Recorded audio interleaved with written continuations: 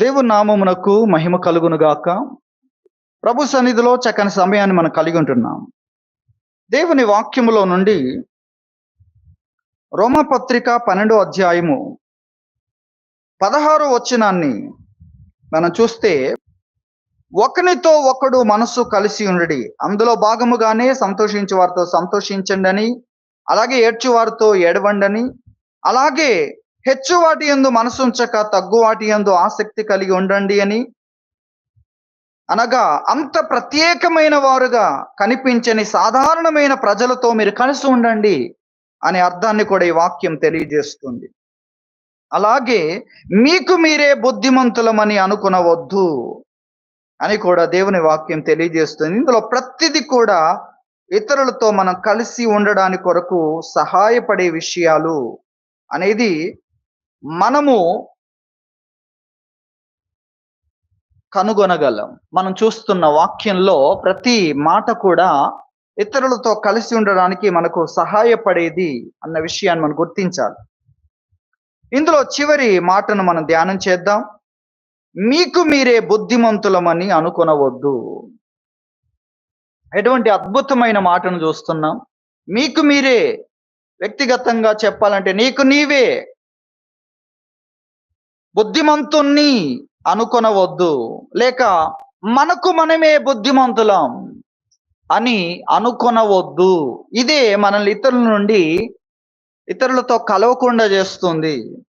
ఇతరులతో కలిసి ఉండకుండా, మనస్సు కలిసి ఉండకుండా, ఏక మనస్సు కలిగి ఉండకుండా చేస్తుంది అనేది దేవుని వాక్యం మనకు తెలియజేస్తుంది. కాబట్టి మీకు మీరే బుద్ధిమంతులం అని అనుకొనవద్దు. మీ ఆలోచనలో, మీ యొక్క అభిప్రాయాల్లో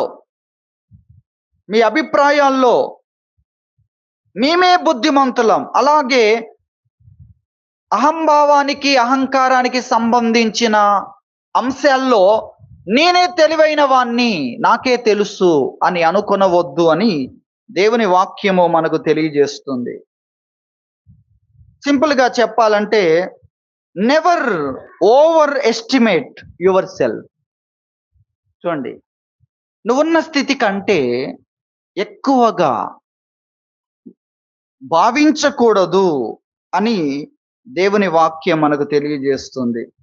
కాబట్టి మనకు మనమే బుద్ధిమంతులమని అనుకొనవద్దు, మనకు మనమే తెలివైన వారమనే ఆ అభిప్రాయాల్లో, ఆలోచనలో ఉండవద్దు అనేది దేవుని వాక్యము మనకు తెలియజేస్తున్న విషయం. మనకు అన్నీ తెలుసు అని అనుకొనవద్దు. నాకు అన్నీ తెలుసు, అందరికంటే ఎక్కువగా తెలుసు అనే అభిప్రాయములో, అటువంటి ఆలోచనలో, అటువంటి వైఖరిలో ఉండకూడదు అనేది దేవుని వాక్యం మనకు తెలియజేస్తున్న విషయం. ఇందును గురించి మనం కొన్ని విషయాలు జ్ఞాపకం చేసుకుందాం. ఎంతో అద్భుతమైన వాక్య భాగం అని నేను దేని గురించి భావిస్తున్నాను. మనకు మనమే బుద్ధిమంతులం అనుకునే వ్యక్తి ఇతరులతో కలవలేడు, ఇతరులకు దేవుడు ఇచ్చిన కృపను గుర్తించలేడు, ఇతరులో దేవుడు పనిచేస్తున్న విధానాన్ని కనిపెట్టలేడు, ఇతరులు కలిగి ఉన్న దేవుని ఆత్మను గుర్తించలేడు, ఇతరులకు ఉన్న ఆత్మీయతను కూడా చూడలేడు. తనకంటే ఎక్కువైన ఆత్మీయత ఉండి దేవుడు ఆ ఆత్మీయతను నేర్పించాలని తన ముందుకు తీసుకొని వచ్చినా కూడా అతడు చూడలేని అంధుడు, తనకు తానే బుద్ధిమంతుడు అనుకునే వ్యక్తి. కాబట్టి మనము వాక్యం చెప్తుంది, ఇతరులతో కలిసి ఉండమని వాక్యం చెప్తుంది. వాక్యం వినేవారు 4 గుంపులు ఉన్నా 3 గుంపులు అనుసరించని వారు, 1 గుంపు అనుసరించేవారు. ఆ అనుసరించే గుంపులో మరలా 3 అంతస్తులు చెప్పాడు. 30 అంతలు, 60 అంతలు, 100 అంతలు చెప్పాడు. మనం ఇంకా చాలా గుంపులు వేసుకోవచ్చు. 35, 40, 45, 50, 30 నుండి డైరెక్ట్ గా 60 మధ్యలో మరలా ఉంటాయి కదా, చాలా అంతస్తులు ఉంటాయి. కాబట్టి మనం ఇతరులతో కలిసి ఉండకుండా చేసేది ఏంటంటే, నాకు నేనే బుద్ధిమంతుణ్ణి, నాకు నేనే తెలివైన వాణ్ణి అనేది మనల్ని ఎదగనివ్వదు. దేవుడు ఎదిగించడానికి పైనుండి దిగొచ్చి ఎదిగించడం అనేది చేయాలంటే అది జీవితంలో ఒకసారి జరుగుద్ది అనుకోండి. దేవుని విధానాలన్నీ ఆ విధంగా లేవు. ఇతరుల ద్వారా నేర్పించడమే. మనము విద్యను అభ్యసించాం. ఎలా? ఎలా అభ్యసించాం? ఇతరుల ద్వారా మనం నేర్చుకున్నాం. ఎలా నేర్చుకున్నాం? అలాగే మనం నేర్చుకున్నాం. నేర్చుకోని వాళ్ళని కూడా చూసాం. వాళ్ళు వస్తారు గానీ నేర్చుకోవాలని ఉండదు వాళ్ళకు. వాళ్ళకు నేర్పించే వారి పట్ల ఆసక్తి ఉండదు. నేర్చుకోవాలన్న ఆశ ఉండదు గనక నేర్చుకోలేదు. నేర్చుకోవాలి అని కూడా ఉండాలి గదా! మళ్ళీ నాకు నేర్పించాలంటే పైనుండే దిగి రావాలి అనుకుంటే ఏంటి? నాకు నేర్పించాలంటే మనకంటే ఎవరు చక్కగా మార్కులు సాధిస్తున్నారో, మనకు రానిది వారికి వచ్చో, దాన్ని చూసి వారితో స్నేహితులుగా ఉండి, వారితో కలిసి ఈ విషయం చెప్పమని మనం అడిగి తెలుసుకోవడం ద్వారా కూడా నేర్చుకున్నాం. ఇవన్నీ మనం గుర్తించాలి. ఇవన్నీ మర్చిపోతేనే ఏం జరుగుద్ది? మన అభివృద్ధి ఆగిపోద్ది. మన అభివృద్ధి ఇంతకుముందు ఎందుకు ఆగిపోలేదు? మనం అలా లేము. నేర్చుకునే ఆశతో మనం ఉన్నాం. కాబట్టి మనం అభివృద్ధి చెందుతూ ఉన్నాం. కానీ ఒక స్టేజ్ వచ్చేసరికి నేను నేర్చుకోవాలి అన్న ఆశను, ఆ ఆశను వ్యక్తపరచగలిగిన విధానాలను మనం ఏం చేసాం? బ్రేక్ చేసాం గనక మన అభివృద్ధి కూడా బ్రేక్ అయిపోయింది. మన అభివృద్ధి కూడా ఆగిపోయింది. అది మనం గుర్తించాలి. కాబట్టి మనకు మనమే బుద్ధిమంతులము అని అనుకుంటే మనం ఇతరులతో కలవలేము అన్న విషయాన్ని మనం గుర్తించాలి. మనం ఇతరులతో కలవాలి. ఇతరులతో కలిసి ఉండాలి. 60 ఉన్న వ్యక్తి 30 వ్యక్తితో కూడా కలిసి ఉండాలి. 100 వ్యక్తితో కూడా కలిసి ఉండాలి. 100 వ్యక్తి కూడా 60 వ్యక్తితో 30 వ్యక్తితో కలిసి ఉండాలనే విషయాన్ని గురించి వాక్యం మనకు తెలియజేస్తుంది. దేవుడు మనల్ని ఎదిగించుట కొరకు అవకాశాలు అనుగ్రహిస్తున్నాడు. కానీ మనకు మనమే బుద్ధిమంతులం అంటే అనుకుంటే దేవుడు ఎదిగే అవకాశాలన్నిటిని కూడా ఎదుగుట కొరకు దేవుడిచ్చే అవకాశాలన్నీ మనం పోగొట్టుకుంటామన్న విషయాన్ని మనం గుర్తించాలి. అలాగే తనకు తానే బుద్ధిమంతుడు అనుకునే వ్యక్తిని బాగు చేయడం అనేది చాలా కష్టతరం. అంత సులువుగా సాధ్యమయ్యే విషయం కాదు. సామెతల గ్రంథం 26వ అధ్యాయము 12వ వచనాన్ని మనం చూస్తే, తన దృష్టికి జ్ఞానిని అనుకుని వాణ్ణి చూచితివా? వాణ్ణి గుణపరుచుట కంటే మూర్ఖుని గుణపరుచుట సులువు. ఏమంటున్నాడు? తన దృష్టికి జ్ఞానిని అనుకునేవాణ్ణి గుణపరుచుట కంటే, అసలు జ్ఞానమే లేని వాణ్ణి, మూర్ఖుణ్ణి కూడా సులువుగా గుణపరచవచ్చు. కానీ నేనే జ్ఞానిని అనుకునే వాడికి మనం చెప్పలేం.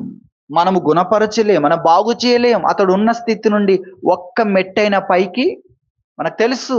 మన అతని కంటే 10 మెట్లు పైనున్నా కూడా మనం ఎలా అతడున్న మెట్టులోండి పైకి వచ్చామో, అక్కడి నుండి ఇంకా 10 మెట్లు పైకి వచ్చామో, అదంతా మనకు తెలిసినా కూడా అతడు వినడు, నేర్చుకోడు.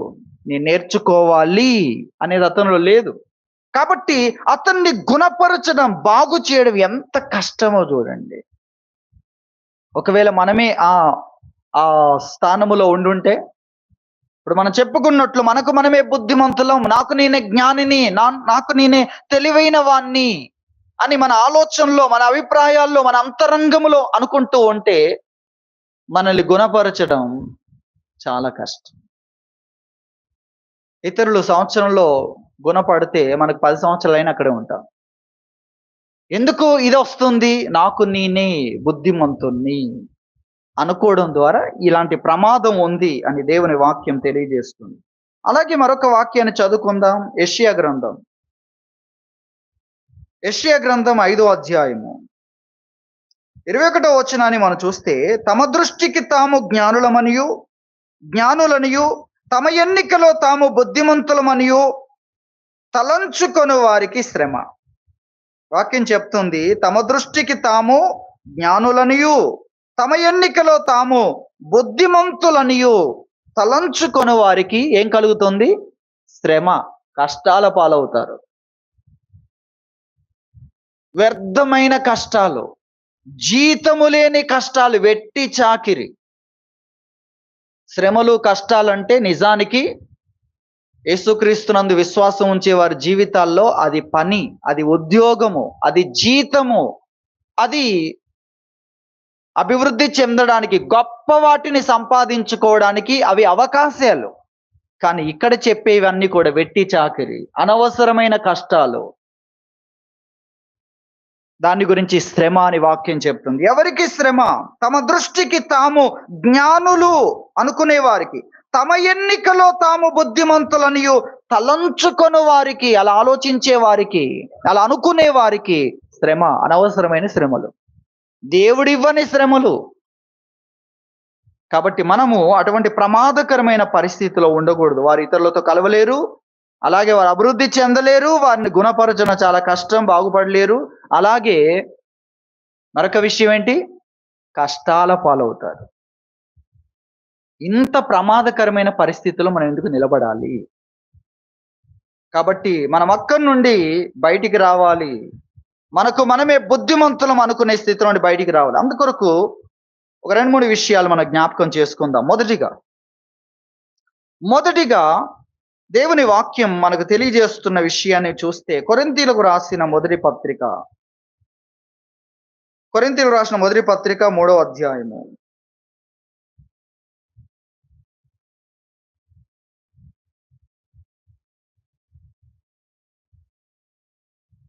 18వ వచనం మనం చూస్తే, ఎవడునో తన్ను తాను మోసపరుచుకొనకూడదు అని చెప్తున్నాడు. మనం ఇక్కడే అర్థం చేసుకోవాలి. అంటే మనకు మనమే మోసం చేసుకుంటున్నాము అనే విషయాల్లో ఇక్కడ ఒక విషయం చెప్తున్నాడు. ఎవడును తన్ను తాను మోసపరుచుకొనకూడదు.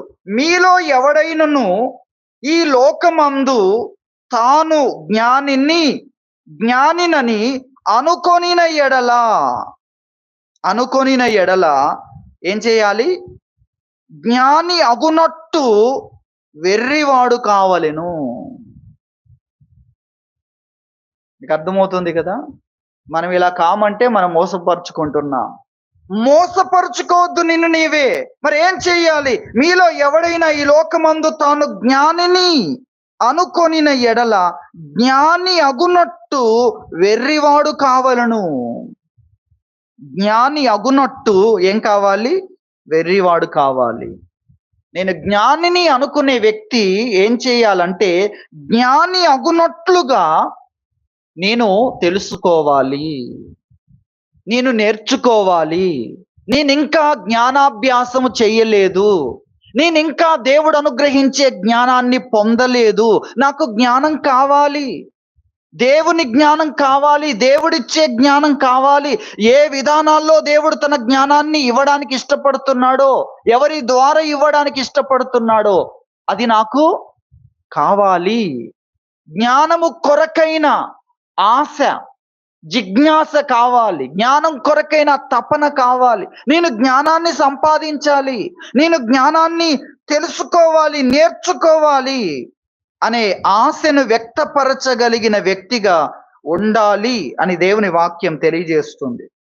ఇక్కడే 8వ అధ్యాయం, 1 కొరింథీ 8వ అధ్యాయము మొదటి నుండి కూడా మనం తెలుసుకోవాలి. 2వ లైన్ నుండి చదువుదాం. మొదటి వచనం 2వ లైన్ నుండి చదివితే, మనమందరం జ్ఞానము గలవారమని ఎరుగుదుము. టైటిల్ పైన ఇచ్చాడు, విగ్రహములకు బలిగా అర్పించిన వాడి విషయమని. మనమందరము జ్ఞానము గలవారమని ఎరుగుదుము. జ్ఞానము ఒప్పొంగజేయును గాని ప్రేమ క్షేమాభివృద్ధి కలుగజేయును. ఒకడు తనకేమైనను తెలియను అనుకొని ఉంటే, ఒకడు తనకేమైనా తెలుసు అని అనుకొని ఉంటే, తాను తెలుసుకొనవలసినట్టు ఇంకను ఏమీయూ తెలుసుకొనినవాడు కాడు. నీకు అర్థమైందా? ఒక వ్యక్తి నాకేమైనా తెలుసు అని అనుకుంటే, అతడు ఇంకా తెలుసుకోవలసినట్టు ఏమీ తెలుసుకున్నవాడు కాదు. ఎవరు? నాకు తెలుసు అనుకున్నవాడు. చూడండి వాక్యం ఏం చెప్తుందో. వాక్యం చెప్తుంది, ఒకడు తనకేమైనను తెలియను అనుకొని ఉంటే తాను తెలుసుకొనవలసినట్టు ఇంకను ఏమీయో తెలుసుకొనినవాడు కాడు. అంటే నువ్వు తెలుసుకోవాలి. నాకు ఇంకేం తెలియదు, నేను తెలుసుకోవాలి. కాబట్టి మొదటిగా మనం నేర్చుకుంటున్నాం, జ్ఞాని అగునట్టుగా అతడు ఏం చేయాలి? నాకేమీ తెలియదు, నేను తెలుసుకోవలసిన వ్యక్తిగా తెలుసుకోవడానికి వచ్చాను అంటే అతడు తెలుసుకుంటాడు. తెలుసుకోవడానికి అతనికి అవకాశం ఉంది. ఒకడు తనకేమైనా తెలియను అనుకుంటే తాను ఇంకా తెలుసుకొనవలసినట్టు ఇంకా ఏమియు తెలుసుకొనిన వాడు కాడు.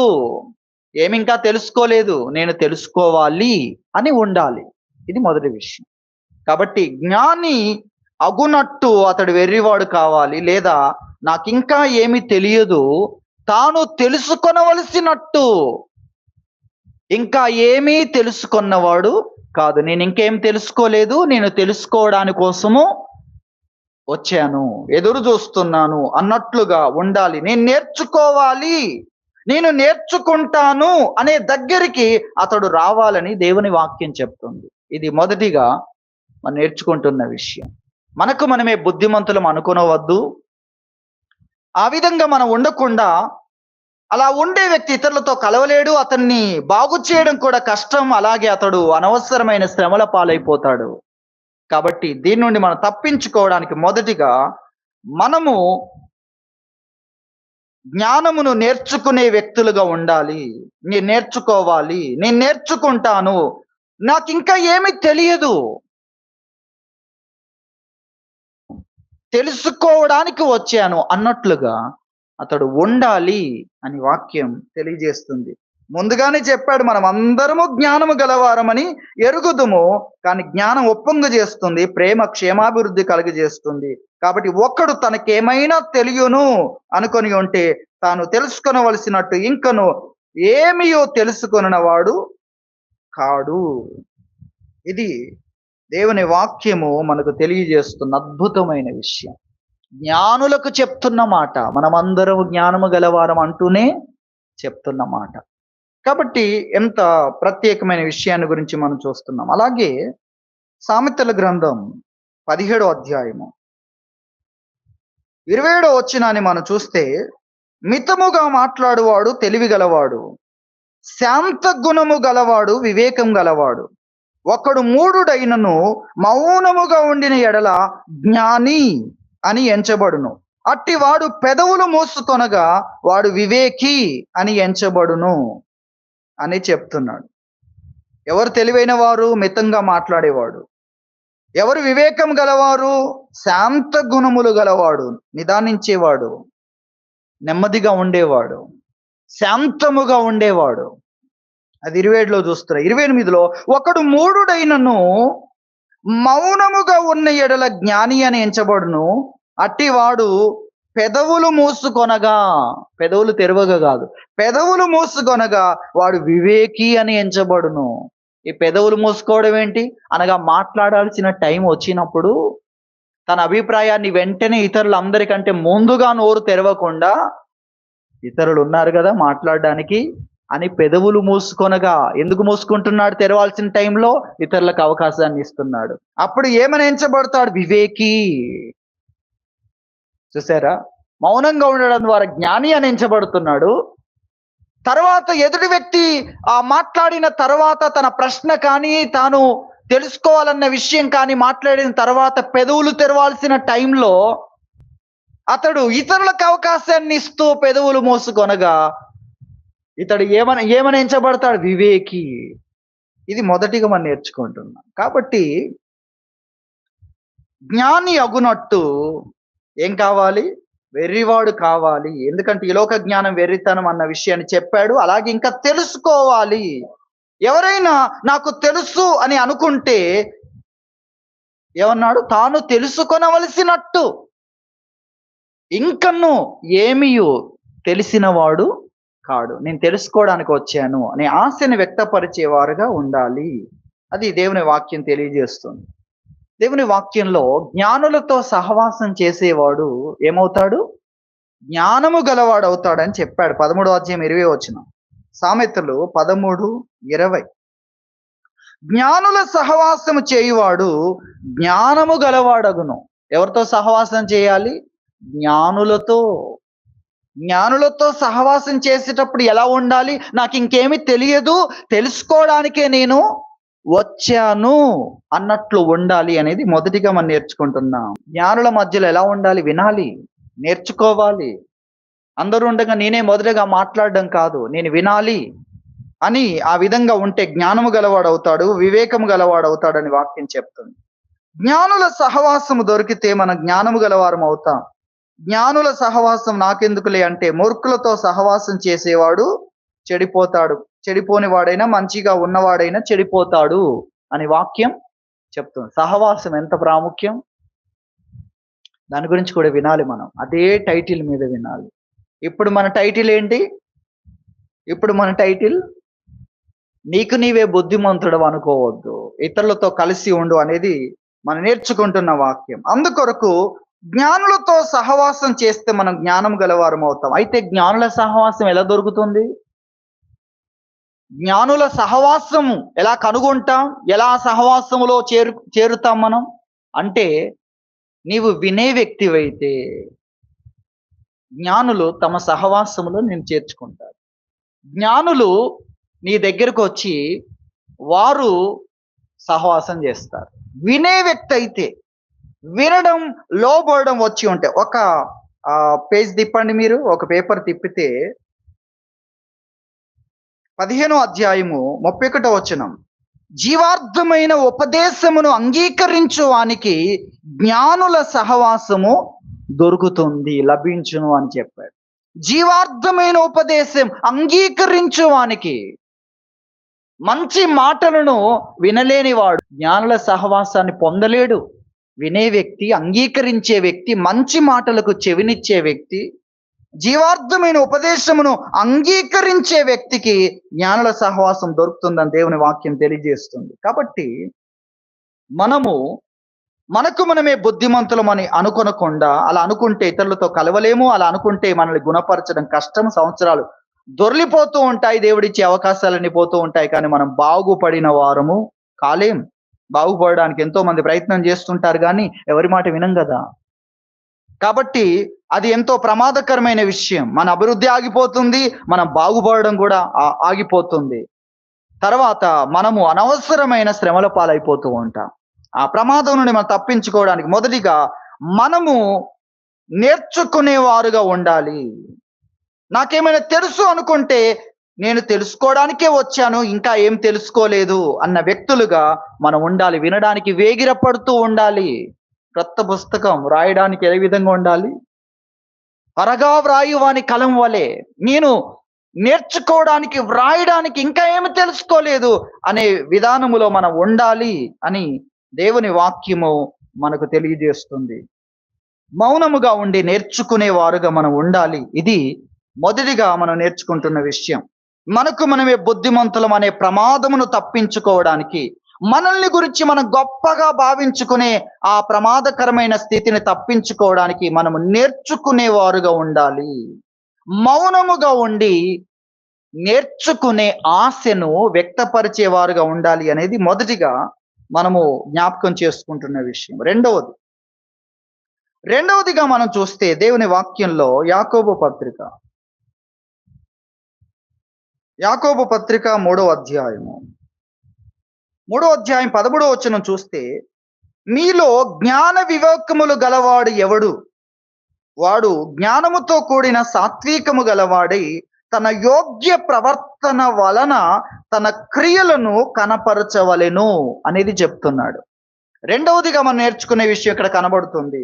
మీలో జ్ఞాన వివేకములు గలవాడు ఎవడు? వాడేం చేయాలి? జ్ఞానముతో కూడిన సాత్వికము గలవాడై తన యోగ్య ప్రవర్తన వలన తన క్రియలను కనపరచవలెను అనేది మనం చూస్తున్నాం.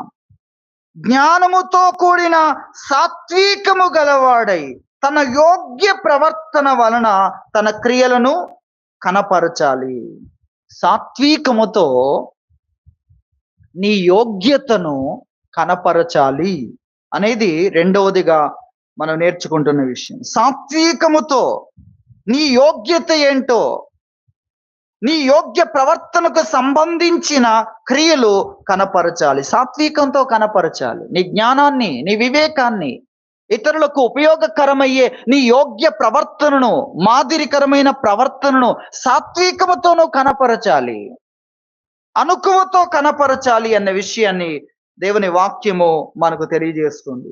కాబట్టి మన యోగ్య ప్రవర్తనను మనం కనపరచాలి. మన అనుకూల ప్రవర్తన, ఇతరులకు మేలు చేయగలిగిన మన మాటలు, మన ప్రవర్తన, మనలో ఉన్న ఆ యొక్క జ్ఞానమును కనపరచాలి. అయితే సాత్వికముతో, తగ్గింపుతో, అనుకువతో కనపరచాలి అన్న విషయాన్ని దేవుని వాక్యం తెలియజేస్తుంది. దానికి బదులుగా వేరే విషయాలు ఉన్నట్లయితే ఇక్కడ చెప్తున్నాడు 14 నుండి, అయితే మీ హృదయములలో సహింపనలవి కాని మత్సరము, వివాదము ఉంచుకొనిన వారైతే అది ఎంతో ప్రమాదకరం అనే విషయాన్ని చెప్తున్నాడు. దీనికి బదులుగా సాత్వికముతో యోగ్య ప్రవర్తనను కనపరచడానికి బదులుగా మీ లోపల మత్సరము, వివాదం చెయ్యాలి, విషయాన్ని వివాదాస్పదం చెయ్యాలి, విషయాన్ని 10 మందిలోనికి వెళ్ళేటట్లుగా పబ్లిసిటీ, రాజకీయం, ఈ మాటలు మీకు అర్థమవుతుంది కదా, చెయ్యాలి.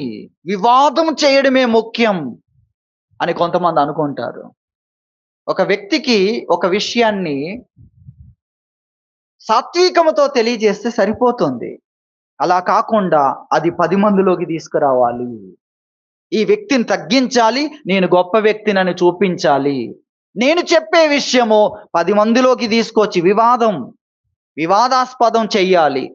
మత్సరము, వివాదము ఉంచుకున్నట్లయితే అది ఎంతో ప్రమాదకరమైందని చెప్పాడు. దాని గురించి చూస్తే ఈ జ్ఞానం, అటువంటి జ్ఞానం 15లో చూస్తే, ఈ జ్ఞానము పైనుండి దిగి వచ్చినది కాదు, అది దేవుంది కాదు, భూ సంబంధమైనదియు, ప్రకృతి సంబంధమైనదియు, దయ్యముల జ్ఞానము వంటిదియు నయ్యున్నది. అది భూ సంబంధమైన దేవుని జ్ఞానం కాదు, పైనుండి వచ్చేది కాదు అది. ఎందుకంటే అందులో ఏముంది? మత్సరం ఉంది, అందులో వివాదం ఉంది. వివాదం చెయ్యాలి, వివాదాస్పదం చెయ్యాలి అనేది ఉంటే అది దేవుని జ్ఞానం కాదు, అది భూ సంబంధమైంది, ప్రకృతి సంబంధమైనది. అలాగే అది ఎటువంటిది, పోల్చినప్పుడు ఎటువంటిదంటే అది దయ్యముల జ్ఞానం వంటిదే. అది చేసే పని చేస్తుంది. దయ్యముల జ్ఞానం ఏం చేస్తుందో అది చేసే పని ఇది చేస్తుంది. ఇది అటువంటి పనులే చేస్తుంది. మత్సరము, వివాదం ఉన్నట్లయితే, సాత్వికముతో నీ యోగ్యతను చూపించలేకపోయినట్లయితే ఏం చేస్తుంది? అది దయ్యముల జ్ఞానం ఏం చేస్తుందో అదే పని ఇది చేస్తుంది అని ఇక్కడ తెలియజేస్తున్నాడు. 16లో, ఏలియనగా మత్సరము, వివాదమును ఎక్కడ ఉండునో అక్కడ అల్లరియు ప్రతి నీచ కార్యమును ఉండును. మత్సరం, వివాదం ఎక్కడ ఉంటుందో అక్కడ అల్లరి, ప్రతి నీచ కార్యం ఉంటుంది. కాబట్టి మత్సరముతో ఉండకూడదు. అలాగే వివాదాస్పదం చెయ్యాలనే పరిస్థితి మనలో ఉండకూడదు. సాత్వికముతో మనకున్న జ్ఞానాన్ని, మనకు దేవుడిచ్చిన వాటిని సాత్వికముతో మనము క్రియల్లో కనపరచాలి అన్న విషయాన్ని తెలియజేస్తున్నాడు. 17లో, అయితే పైనుండి వచ్చు జ్ఞానము మొట్టమొదట పవిత్రమైనది, తర్వాత సమాధానకరమైనది, మృదువైనది, సులభముగా లోబడేది, కనికరముతో మంచి ఫలములతో నిండుకున్నది అని చెప్తున్నాడు. పవిత్రతతో పాటుగా దేవుని జ్ఞానము ఎలా ఉంది? సమాధానం, తర్వాత మృదుత్వం, సమాధానము, తర్వాత మృదువైనది, తర్వాత కనికరం కలిగినది, తర్వాత మంచితనము కలిగింది. జ్ఞానం ఎలా ఉండాలి? మంచితనముతో ఉండాలి, కనికరంతో ఉండాలి, సమాధానముతో ఉండాలి, సాఫ్ట్గా, మృదువుగా ఉండాలి. ఇది దైవ జ్ఞానం. మిగిలినది మత్సరము, వివాదము, అది ఎంత ప్రమాదకరమైందో మనం చూస్తున్నాం. కాబట్టి సాత్వికముతో మన యోగ్య ప్రవర్తనను కనపరచాలి, మన జ్ఞానమును సాత్వికముతో కనపరచాలి.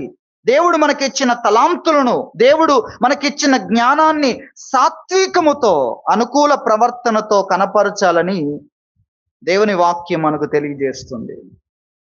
భక్తులైన వారు ఆ విధంగానే ఉన్నారు.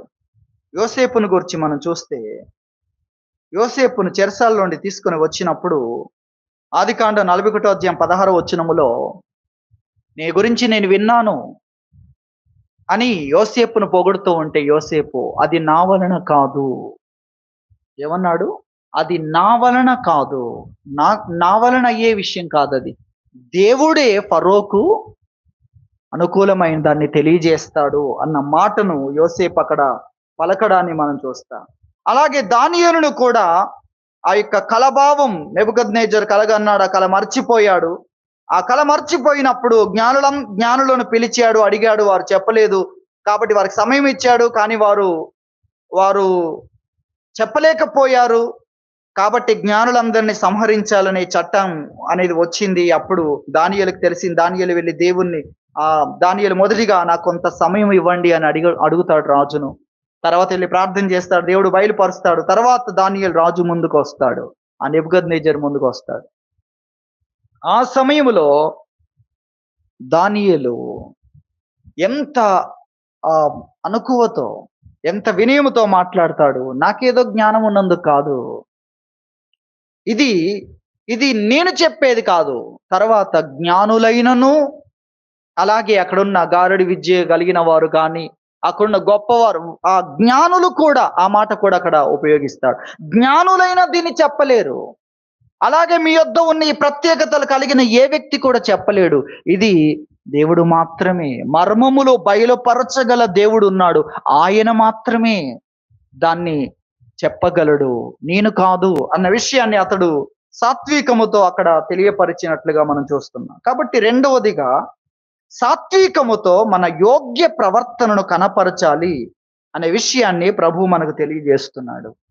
దేవుడు మనకి ఏ జ్ఞానాన్ని ఇచ్చాడో, ఏ ఆత్మీయతను ఇచ్చాడో, దానిని సాత్వికముతో నీ యోగ్య ప్రవర్తనను క్రియల ద్వారా కనపరచాలి అనేది రెండవదిగా మనం చూస్తున్నాం. సాత్వికం కావాలి, అక్కడ తగ్గింపు కావాలి అనేది దేవుని వాక్యములో మనము నేర్చుకుంటున్న రెండో విషయం. చివరిగా మూడో విషయాన్ని నేను మీకు జ్ఞాపకం చేస్తున్నాను. మూడో విషయం మనం మొదటి నుండి జ్ఞాపకం చేసుకుంటున్న విషయమే. మూడోది ఏంటంటే, మనకు మనమే కాదు, ఇతరులు చెప్పాలి. మూడోది ఏంటి? నీకు నీవే బుద్ధిమంతుడవని, నీకు నీవే యోగ్యుడవని, నీకు నీవే జ్ఞానము కలిగిన వ్యక్తివని, నీ ఆలోచనలో, నీ అభిప్రాయాల్లో గొప్ప వ్యక్తివని నీకు నీవు అనుకోవడం కాదు. ఇతరులు చెప్పాలి నిన్ను గూర్చి, నీ బుద్ధిని గూర్చి, నీ యొక్క జ్ఞానాన్ని గూర్చి, నీకున్న ఆత్మీయతను గూర్చి ఎవరు చెప్పాలి?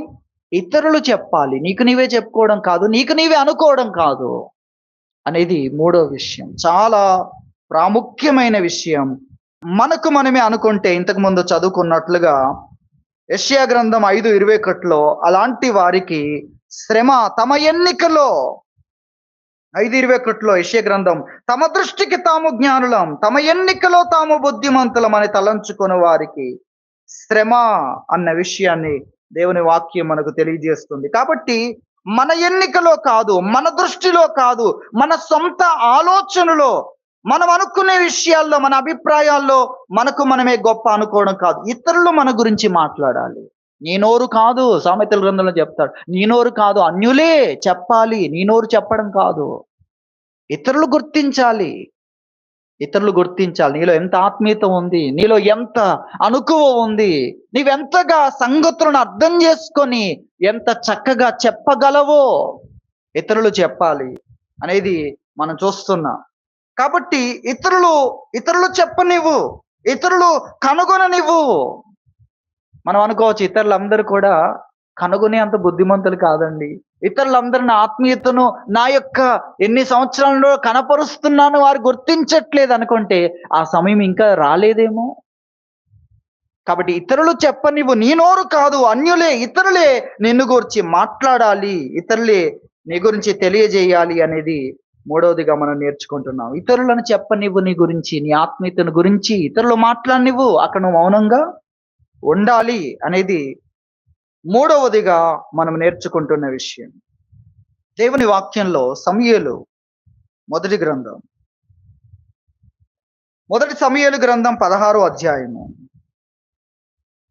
18వ వచనం చూడండి. చిత్తగించుము, బెత్లెహేమీయుడైన యెషయి యొక్క కుమారులలో ఒకరిని చూచి తిని, అతడు చమత్కారముగా వాయింపగలడు, అతడు బహుశూరుడు, యుద్ధశాలి, మాట నేర్పరి, రూపసి అయి ఉన్నాడు, మరియు యెహోవా వానికి తోడుగా ఉన్నాడు. చూడండి ఎన్ని విషయాలు చెప్తున్నారు. ఎవరు? రాజు యొక్క అంతరంగికులు. రాజు యొక్క అంతరంగికులు అతని బలహీనతను, అతని యొక్క ఆ వెర్రితనాన్ని, అతనికి ఉన్న బలహీనమైన పరిస్థితిని ఎరిగిన అంతరంగికులు చెప్తున్నారు. ఒక వ్యక్తి ఉన్నాడు, అతడు చమత్కారముగా సితార వాయించగలడు అని చెప్తూ అతని గురించి అతడు చమత్కారముగా వాయింపగలడు, అతడు బహుశూరుడు, యుద్ధశాలి, మాట నేర్పరి, రూపసి. ఎన్ని ఉన్నా అతడు ఎక్కడున్నాడండి? ఎన్నిక లేనివాడిగానే ఉన్నాడు. గొర్రెలు మేపుకుంటూ ఎవరు అతని గురించి మాట్లాడట్లేదు, ఎవరు అతని ప్రత్యేకతలను గురించి. కానీ అతడు కనపరిచిన ప్రత్యేకతలు రాజు యొక్క అంతరంగిక సైనికులకే తెలిసింది. అతడు ఏదో చమత్కారంగా వాయించడం మాత్రమే కాదు. అతడు ఎవరు? అతని గురించి మనం చూస్తున్నాం, అతడు బహుశూరుడు. అతని ధైర్యం, దేనికి భయపడు. ఎన్ని కనపరిచాడో. కానీ ఇతరులు మాట్లాడే అంతవరకు ఎలా ఉన్నాడు? మౌనంగా ఉన్నాడు. అతడు సింహమును చంపింది కూడా ఎవరికైనా చెప్పాడా? ఎవరికి చెప్పలేదు. అతని ధైర్యం చూడండి. కాబట్టి అతడు కనపరిచిన దాంట్లో ఈ సైనికులు ఆ బెత్లెహేమును విజిట్ చేస్తున్నప్పుడు అతని గురించి చూశారు. అందరూ భయపడుతున్న పరిస్థితుల్లో, అందరూ ధైర్యంను కోల్పోతున్న పరిస్థితుల్లో అతని ధైర్యాన్ని వారు చూశారు. కాబట్టి ఈ రోజున అక్కడ చెప్పగలుగుతున్నారు అనేది మనం చూస్తున్నాం. దావీదును గురించి సౌలు రాజు యొద్ద అంతరంగిక సైనికులు మాట్లాడుతున్న గొప్ప మాటలను మనం చూస్తున్నాం. అలాంటి వాడు ఇక్కడ ఉండాలి కదా, కానీ లేడు. అలాంటి వాడు అంత అందము కలిగిన వాడు, అలాగే అంత యుద్ధశాలి అయిన వాడు, అంత మాట నేర్పరితనం ఉన్నవాడు, అంతటి శూరుడు, అంత చమత్కారముగా మంత్రముగ్ధులైపోతారు. రాజుకు పిచ్చి పట్టిన పరిస్థితి ఉంది. మనశ్శాంతిని కోల్పోయి పిచ్చి పిచ్చిగా ప్రవర్తిస్తున్నాడు. అతన్ని శాంతింప చేయగలిగిన, చమత్కారముగా వాయించగలిగిన, ఆ సితార వాయించడములో ఉన్న ఆ మెలకువలు ఏం చేస్తాయి? కట్టి పడేస్తాయి, మనస్సును ఆకట్టుకుంటాయి. అది వీరికి అర్థమైంది. మేము ఎటో వెళ్ళే వాళ్ళము, అక్కడే ఉండిపోయాము, అది పూర్తయ్యేంత వరకు. అది వాళ్ళు చెప్తున్న విషయం. మీకెలా తెలుసు అంటే, మీరు పని నిమిత్తం అటు పంపించినప్పుడు ఎక్కడి నుండో ఆ చమత్కారమైన ఆ ఇక్కడేంటి విద్వాంసుడు వచ్చాడు మేము అనుకున్నాం, కానీ అవన్నీ వారు అక్కడ చెప్పడాన్ని మనం చూస్తున్నాం. కాబట్టి ఇతరులు చెప్పాలి అనేది దేవుని వాక్యములో మనం నేర్చుకుంటున్న విషయం. యోసేపును గూర్చి,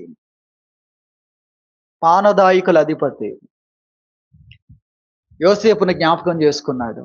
ఈరోజు నా తప్పిదములను నేను ఒప్పుకుంటున్నాను, జ్ఞాపకం చేసుకుంటున్నాను అని అన్నాడు. మరొక కళ వచ్చిన సందర్భంలో అక్కడ మనం చూస్తాం, ఆ కళ భావం చెప్పేవారెవరూ లేని పరిస్థితుల్లో అప్పుడు పానదాయకుల అధిపతి, ఈరోజు నా తప్పిదాలను నేను గుర్తు చేసుకుంటున్నాను అని రాజుతో అంటున్నారు. మీరు ఆ యొక్క రాజ సంరక్షకుల అధిపతి యొద్ద భక్షకారుల అధిపతిని, నన్ను కావలిలో ఉంచారు. అతని ఇంట్లో ఆ రోజు అక్కడ ఒక వ్యక్తి మా కలల భావమును చెప్పాడు అనే విషయాన్ని ఫరో దగ్గర చెప్పడాన్ని గురించి మనం చూస్తాం. మనం గ్రహించాలి. పానదాయకుల అధిపతికి చెప్పినప్పుడే, కలభావం చెప్పినప్పుడే, రాజు నిన్ను మరలా తన స్థానములో పెట్టబోతున్నాడు, కాబట్టి నన్ను గురించి రాజుతో మాట్లాడు, నీకు మేలు చేశాను, నీ కలవరాన్ని దూరపరిచాను, కాబట్టి నన్ను గురించి మాట్లాడు. నేను ఇక్కడ ఏం చేయలేదు, నేను ఇక్కడ బానిసగా మారడానికి ఏం చేయలేదు. తర్వాత ఇక్కడ సహా ఆ మాట కూడా చెప్తాడు. ఎక్కడికి వచ్చిన తర్వాత కూడా నేను ఏ తప్పిదం చేయలేదు, ఇందులో వేయబడడానికి నేనేం చేయలేదు అన్న విషయం చెప్పాడు. కానీ అతడు బయటికి వెళ్ళి మర్చిపోతాడు. ఆ తర్వాత రాజుకు కల వచ్చింది, ఆ భావం చెప్పే వ్యక్తి ఎవరు లేనప్పుడు నా తప్పిదాలను ఈరోజు నేను గుర్తు చేసుకుంటున్నాను అని రాజుతో మాట్లాడడాన్ని మనం చూస్తాం. యోసేపును గురించి చెప్పేంత వరకు యోసేపు ఉన్నాడు, వెయిట్ చేశాడు. ఆ విషయాన్ని గురించి మనం చూస్తాం. అలాగే దేవుని వాక్యంలో రూతును గూర్చి అక్కడున్న స్త్రీలు నయోమితో మాట్లాడడాన్ని గురించి మనం చూస్తాం. లేక ఈ విధంగా మనం చెప్పుకుందాం. దేవుని వాక్యంలో రూతు గ్రంథం సమూయేలు ముందు ఉంటుంది. 4వ అధ్యాయము 15వ వచనములో, నిన్ను ప్రేమించి 7 కుమారుల కంటే నీకు ఎక్కువగా ఉన్న నీ కోడలు ఇతన్ని కనెను. ఇతడు నీ ప్రాణమును ఓదార్చి ముసలితనమున నీకు పోషకుడుగునని నయోమితో చెప్పిరి. కోడలను గూర్చి అత్తతో ఇలా చెప్దామన్నాను కదా, అది ఇక్కడ పేర్లు మినహాయించి కోడలను గూర్చి అత్తతో చెప్తున్న మాట మనం చూస్తున్నాం. ఏమని చెప్తున్నారు? నిన్ను ప్రేమించే వ్యక్తి, తర్వాత నీకు 7 కుమారుల కంటే ఎక్కువగా ఉన్న. ఇక్కడ మీరు అత్తను గురించే మాట్లాడుతున్నట్లు చెప్తున్నా అనిపిస్తున్నా, మరి ఆ అత్త కోడలను అలా భావించడానికి కారణం ఏంటి అనే దాంట్లో కూడా దీని అర్థం మీకు అర్థం అవుతుంది. నిన్ను ప్రేమించి నీకు 7 కుమారుల కంటే ఎక్కువగా ఉంది. అంత ఎక్కువగా ఎందుకు ఉంది? 7 కుమారుల కంటే నీకు ఎక్కువైన కోడలను దేవుడు నీకు ఇచ్చాడు అని అక్కడున్న స్త్రీలందరూ ఆ మాట పలకడాన్ని మనం చూస్తున్నాం. కాబట్టి కోడలు గూర్చి అత్తతో మాట్లాడుతున్నారు. దేవుడు నీకు ఎలాంటి కోడల్ని ఇచ్చాడు తెలుసా? లేక ఆమె చెప్పిన మాటనే వారు గుర్తు చేస్తున్నారు. 7 కుమారుల కంటే నీకు ఎక్కువైన వ్యక్తి, 7 కుమారులు చేయలేనంతగా నీ కొరకు నిలబడిన వ్యక్తి అన్న విషయాన్ని అక్కడ చెప్తూ ఉన్నారు. కాబట్టి కోడలైన రూతును గురించి మనం చూస్తున్నాం. అక్కడ ఉన్న స్త్రీలందరూ మాట్లాడుతున్న మాటను అక్కడ మనం చూస్తున్నాం. కాబట్టి ఇతరులు చెప్పనివ్వు, నీకు నీవే బుద్ధిమంతుడు, మనకు మనమే బుద్ధిమంతులు మనం అనుకోనకుండా ఇతరులు మన యోగ్య ప్రవర్తనను చూచి వారు మాట్లాడే అంతవరకు మనం మౌనముగా ఉండాలి. మన అభిప్రాయాల్లో, మన ఆలోచనలో మనకు మనమే జ్ఞానము గలవారము, గొప్పవారం అనుకోకుండా ఇతరులు చెప్పేటట్లుగా మనం ఉండాలి అనేది దేవుని వాక్యం మనకు తెలియజేస్తున్న విషయం. కాబట్టి ఈ వాక్యాన్ని మన జీవితానికి అన్వయించుకుందాం. ఏది మనలో నేర్చుకోవాలి అనే ఆశ, వినాలి అనే ఆసక్తి, అలాగే జీవార్థమైన ఉపదేశాన్ని అంగీకరించే ఆ యొక్క స్వభావం, అంగీకరించగలిగిన మంచి మాటలకు చెవియొగ్గగలిగిన ఆ స్థితి మన జీవితంలో ఎక్కడి నుండి అది ప్రదర్శించబడుతుందా? ఆ యొక్క ఆశ, నేను నేర్చుకోవాలి, నేను వినాలి, ఇంకా నేనేమి తెలుసుకోలేదు, నేను తెలుసుకోవాలనే దేవుడు నాకు అవకాశాన్ని ఇచ్చాడని వినాలనే ఆసక్తిని కనపరిచేవారుగా ఉండాలి అని మనం గ్రహించాలి, జ్ఞాపకం చేసుకోవాలి. అలాగే మన యోగ్యమైన ప్రవర్తనను, దేవుడు మనకిచ్చిన జ్ఞానాన్ని, సమర్థతను మనం ఎంతో సాత్వికముతో కూడిన యోగ్య ప్రవర్తనను మనం కనపరచాలి. మన యోగ్య ప్రవర్తనను సాత్వికముతో కనపరచాలి అన్న విషయాన్ని దేవుడు తన వాక్యం ద్వారా మనకు తెలియజేస్తున్నాడు. కాబట్టి దేవుడు మనకిచ్చిన ఆ యొక్క యోగ్యతను, ఆత్మీయతను, ఆ యొక్క సామర్థ్యాన్ని సాత్వికముతో, యోగ్య ప్రవర్తనతో, అనుకూల ప్రవర్తనతో మనము కనపరచాలి అనేది మనము ఇక్కడ నేర్చుకోవాల్సిన వారమై ఉంటున్నాం. అలాగే